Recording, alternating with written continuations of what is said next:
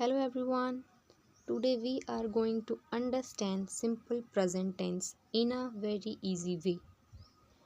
Simple present tense पढ़ने से पहले हमको उसका स्ट्रक्चर देखना पड़ेगा। स्ट्रक्चर क्यों? जैसे कोई काम हम स्टार्ट करने से पहले हमको उस काम की जानकारी होनी चाहिए कि वो काम क्या है। तो वैसे ही सिंपल प्रेजेंट टेंस पढ़ने के पहले हमको उसका स्ट्रक्चर पता होना चाहिए। तो स्ट्रक्चर क्या है? सब्जेक्ट, मेन वर्ब की फर्स्ट फॉर्म और मेन वर्ब की फिफ्थ फॉर्म और ऑब्जेक्ट। ठीक है, अब ये फर्स्ट फॉर्म और फिफ्थ फॉर्म क्या है वो आगे हम समझते हैं। वर्ब की मेन वर्ब की फर्स्ट फॉर्म क्या होता है? मेन वर्ब की फर्स्ट फॉर्म होता है मेन वर्ब की फर्स्ट फॉर्म जैसे गो, कम, ईट, ड्रिंक, जो हम नॉर्मली यूज़ करते हैं। Come, go, eat, drink, make, write, read etcetera.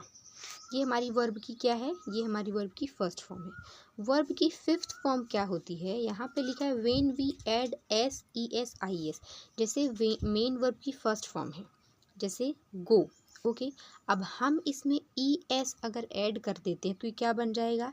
ये बन जाएगा यहाँ पे गोज।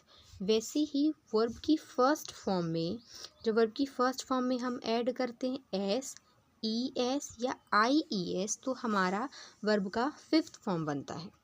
जैसे goes, comes, Yeats, drink, makes, reads, rights etcetera. Okay, so I hope आपको वर्ब की फर्स्ट फॉर्म और मेन वर्ब की फिफ्थ फॉर्म समझ में आई होगी और उसको कैसे फॉर्म करते हैं वो भी। Okay, now we have to understand the subject. हमको सिंपल प्रेजेंट टेंस पढ़ने के पहले हमको समझना होगा कि सब्जेक्ट क्या होता है। सब्जेक्ट क्या होता है? कर्ता, जो काम करता है। लेकिन वो सिंगुलर है कि प्लूरल है ये समझना बहुत ज़रूरी है। उसी के हिसाब से हम वर्ब का यूज़ करेंगे। जैसे सिंगुलर सब्जेक्ट क्या होते हैं? ही, शी, इट और एनी नेम, जिनके साथ हम वर्ब की फिफ्थ फॉर्म यूज़ करते हैं। फिफ्थ फॉर्म मतलब जिसमें हम एस, ई एस या आई ई एस ऐड करते हैं। प्लूरल सब्जेक्ट क्या होते हैं? प्लूरल सब्जेक्ट होते हैं आई, वी, यू, दे, जिनके साथ हम वर्ब की फर्स्ट फॉर्म यूज़ करते हैं। जैसे गो, डू, कम, ये सब क्या हैं? ये वर्ब की फर्स्ट फॉर्म है। ठीक है, इनके साथ हम प्लूरल सब्जेक्ट यूज़ करते हैं। ठीक है, अब हम देखते हैं कि सिंपल प्रेजेंट टेंस होता क्या है। Okay, so what is simple present tense? The simple present tense is used to describe habitual, regular and repeated action. जो सिंपल प्रेजेंट टेंस होता है वो हमको क्या बताता है? हैबिट्स के बारे में बताता है, उस चीज़ के बारे में बताता है जो हम डेली बेसिस पे काम करते हैं। रिपीटेड एक्शन मतलब आज हमने किया और वो वही चीज़ हम कल करेंगे। जैसे हम सुबह उठ के स्कूल जाते हैं, सुबह उठ के ब्रश करते हैं, डेली नहाते हैं, ये सब क्या है? रिपीटेड एक्शन है जो कि हम रेगुलर बेसिस पे करते हैं। Now we have to understand the use of simple present tense. Okay, तो जैसे अभी मैंने आपको कहा कि हैबिचुअल एंड रिपीटेड एक्शन पे हम सिंपल प्रेजेंट टेंस का यूज़ करते हैं, जो चीज़ें रेगुलरली होती हैं, ओके, रिपीटेड होती हैं। Example, I go to school every day, मैं हर दिन स्कूल जाता हूँ। Mukesh goes to bed at 10 PM, जो मुकेश है वो बेड पे या सोने कब जाता है? 10 PM पे, उसका ये चीज़ रेगुलर है। She reads a news paper every morning, अब जो यहाँ पे लड़की की बात हो रही है कि she reads a news paper every morning, वो जो न्यूज़ पेपर है वो हर दिन पढ़ती है मॉर्निंग में। ओके, तो ये क्या है? ये सारी चीज़ें क्या डिस्क्राइब कर रही हैं? ये सारे जो सेंटेंसेस हैं ये बता रहे हैं कि ये काम डेली होते हैं। ओके, सिंपल प्रेजेंट टेंस का यूज़ और कहाँ होता है? यूनिवर्सल ट्रूथ में। Simple present tense describes facts that are always true, जो यूनिवर्सल ट्रूथ होते हैं। जैसे the sun rises in the east, अब आपने हमेशा देखा होगा कि जो सूरज है पूर्व से ही उगता है, कभी पश्चिम से नहीं उगता, क्योंकि ये प्रमाण है, ये यूनिवर्सल ट्रूथ है, ये फैक्ट्स हैं। 2 and 2 makes 4, अब 2 2 4 ही होता है। आप 3 2 कह के 4 नहीं कह सकते या 1 1 कह के 4 नहीं कह सकते, क्योंकि ये फैक्ट है, दिस इज़ अ फैक्ट। और जब हम फैक्ट की बात करते हैं तो हम क्या यूज़ करते हैं? Simple present tense. Okay, the third is permanent situation.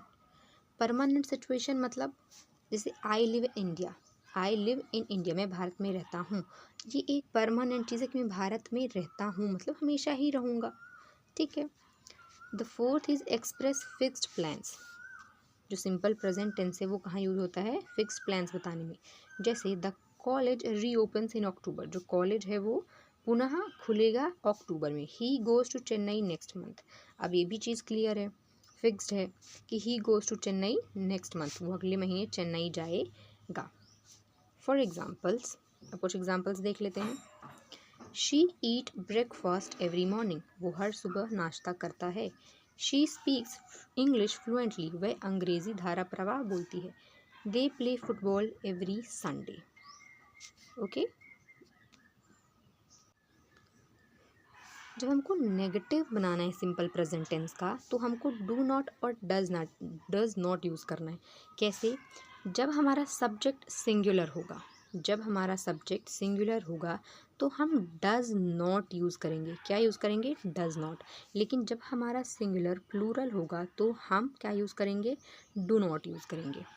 ठीक है, जैसे I do not like coffee, I क्या है? प्लूरल सब्जेक्ट था, तो हम क्या यूज़ करें?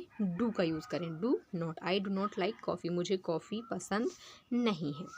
ठीक है, अगर यहीं पे क्या आएगा कि अगर यहाँ पे कोई सिंगुलर सब्जेक्ट आता है, जैसे वह कॉफ़ी पसंद नहीं करती, शी आ गया, शी के साथ क्या लगाएंगे? डज लगाएंगे। हम क्या लगाएंगे? Does. She does not like coffee. ठीक है, now we have to move in another section, interrogative. Interrogative में क्या करते हैं? इंट्रोगेटिव में हम डू और डज को स्टार्टिंग में यूज़ करते हैं। कब यूज़ करते हैं? स्टार्टिंग में। ठीक है, स्टार्टिंग में हम इसको यूज़ करते हैं। जैसे डू यू लाइक कॉफ़ी या T? Do you like T, यहाँ पे हम क्वेश्चन वाले क्वेश्चंस कर रहे हैं, मतलब हम प्रश्न पूछ रहे हैं किसी से। डू यू लाइक टी, जैसे you like T normal sentence है, पर हमने इसके पहले क्या लगाया? डू लगाया। डू क्यों लगाया? क्योंकि यू जो है वो क्या है? प्लूरल है। जैसे यहाँ पे अगर हमको बोलना हो, क्या बोलना हो हमको यहाँ पे? जैसे हम यहाँ पे लड़की की बात करें तो यहाँ पे क्या लिखा है? Do you like T. यहाँ पे अगर लड़की की बात करें तो क्या हो जाएगा? यहाँ पे हो जाएगा does she like T, does she like T. और अगर बात करें लड़के की, does he like T, does he like T हो जाएगा। ठीक है, तो जब हम सिंगुलर सब्जेक्ट की बात करेंगे तो हम सिंगुलर वर्ब लेंगे, जब हम प्लूरल सब्जेक्ट की बात करेंगे तो प्लूरल वर्ब लेंगे। ओके, आई होप आपको जो सिंपल प्रेजेंट टेंस है वो समझ में आया होगा प्रॉपर, और सिंगुलर सब्जेक्ट सिंगुलर वर्ब भी समझ में आया होगा। So thanks for watching.